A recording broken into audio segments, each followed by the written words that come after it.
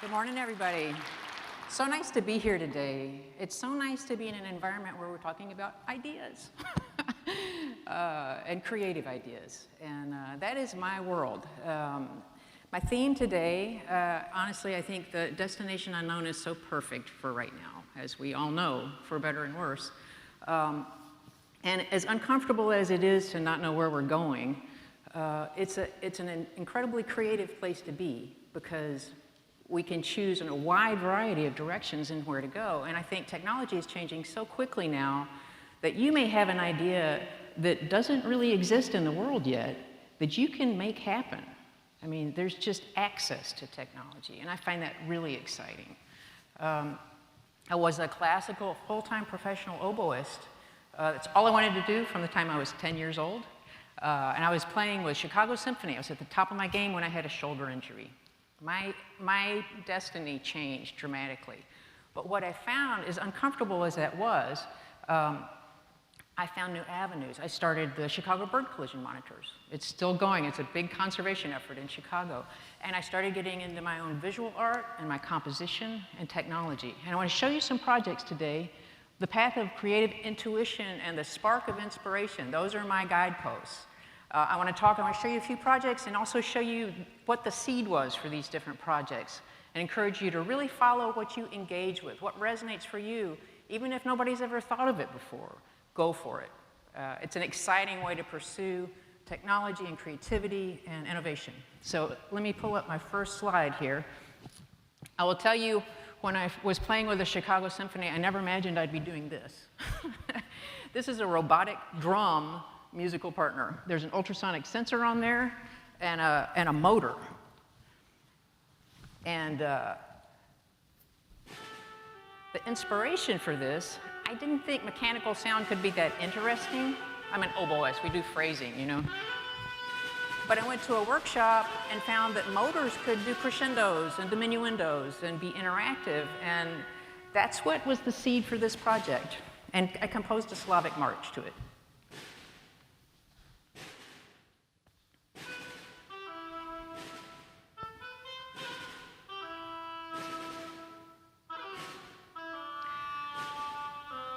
I have a distance sensor on there, and I'm in the sweet spot for that right now, so it's giving me a beat.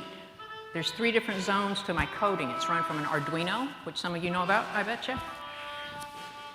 When I move in, it becomes interactive with being a real duet partner based on how I move and my distance.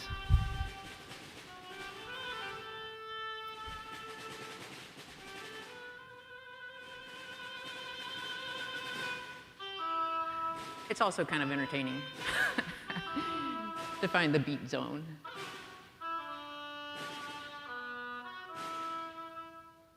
All right, let me show you this next one. This next piece is run with Nintendo Wii remotes. That's a slightly older controller. Anybody got a Nintendo Wii still? Hey, excellent. So I found out artists were hacking the game controller. And I could get into the buttons, I could get into all of the controls there, and the one that really excited me was the accelerometer. I thought that was a pretty cool control, so I built that into this interactive drawing program. Built for up to 4 Wii remotes.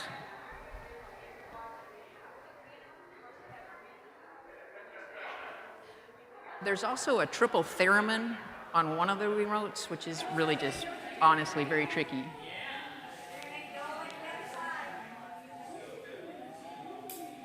It's a very complex drawing program. I had a woman stand there and make artwork for 30 minutes one time because it layers up, nothing's erased.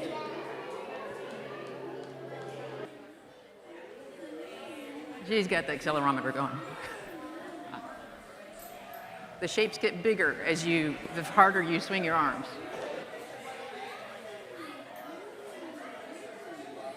All right, you get the idea with that one. I'm going to move on. This next piece, did anybody see the solar eclipse?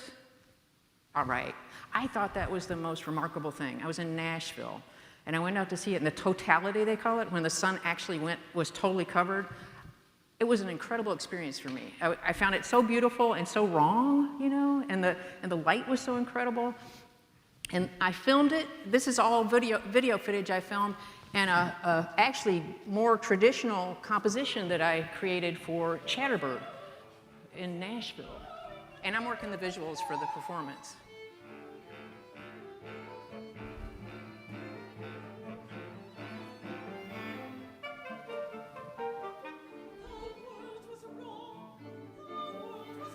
The text is from an essay by Annie Dillard called Total Eclipse, with permission.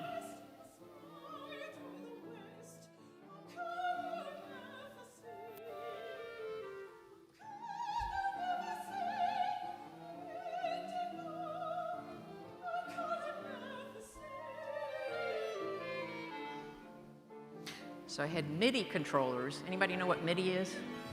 That's old. I had a controller up here to control how the visuals were interacting. And the spin and all of that. It was really very fun. You might notice a theme in my work. I like to play. I like to play. And what I find is that I'll create these installations, interactive installations or performance pieces in my studio.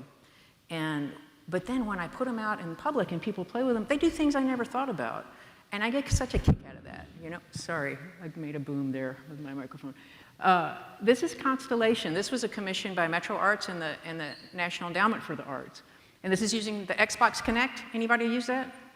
All right, a few people, yeah. And I brought one today, set up at the Student Center. I've got an installation for y'all to try. And the drum, I brought the drum. There's a blue creature in here. I don't know if y'all know Spirited Away, Miyazaki, but I love Miyazaki.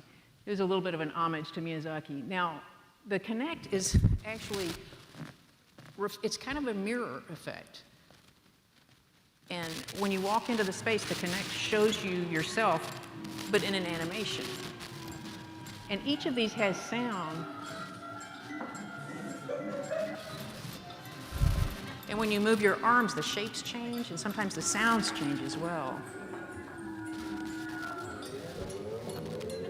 This was so funny on the street.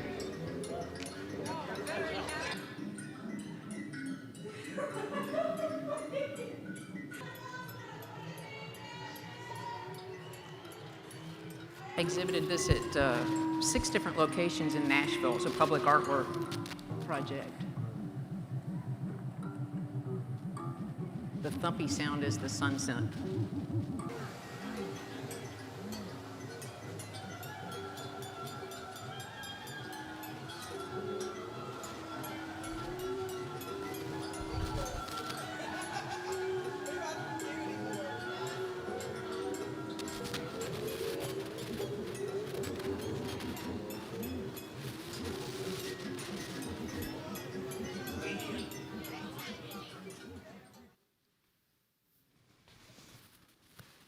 I'm running through a lot of material for you. But I guess what I wanted to emphasize is that the more I listen to what resonates for me, whether it's something that's really I'm curious about or something I find really beautiful, and I just start walking in that direction, and every one of these projects has started with just something simple I was excited about, something I was engaged with. And I really wanted to encourage you to stay on those ideas, stay on those things that really fascinate you, even if nobody's doing them. Because when you really love something, you really engage with it, what I find is that the intuition comes, the creative intuition comes. It's like one step at a time. You know, like this piece, I got fascinated with the idea of having interactive light beams. Has anybody heard of interactive light beams? No, I hadn't either. But I got really excited about it. And I had the opportunity to build something at the Frisk Museum in Nashville. So I had a 20 by 40 room to play with. I want to show you what I did here. There's a 3-movement piece for this. The first one, I had an installation. The installation itself is playing music in the background. And then I'm also performing with Missy Raines, who you may know. we're performing with the installation in real time. So it's this surround experience. And this is video I shot along with what they call generative animation, which is computer-created animation layered on top. There's 3 movements to this. This is blue. It was inspired by Kandinsky's writings in the spiritual and art, which are very inspiring. The other 2 movements, which you'll see shortly, are actually sound-generated animations. And when you step in a certain place on the light beam, different sounds are triggered. So if nobody's on the light beams, there's no sound. And once the sound starts, it affects the projection. There was cartwheels, there was jumping.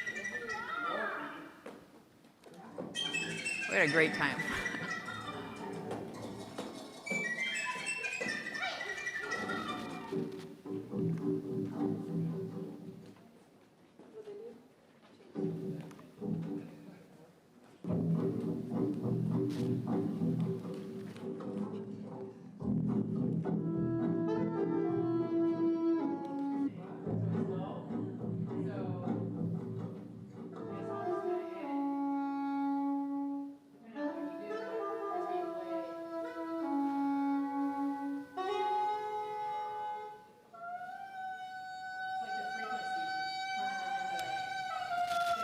And the projection is showing the frequency I'm hitting.